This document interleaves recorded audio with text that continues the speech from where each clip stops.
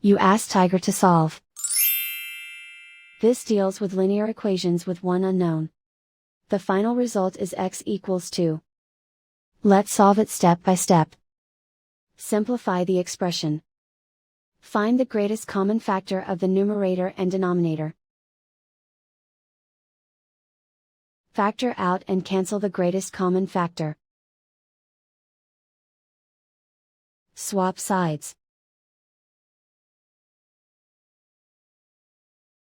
Isolate the x. Multiply both sides by 3. Group like terms. Multiply the coefficients.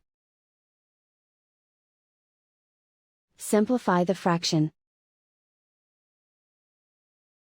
Multiply the fractions.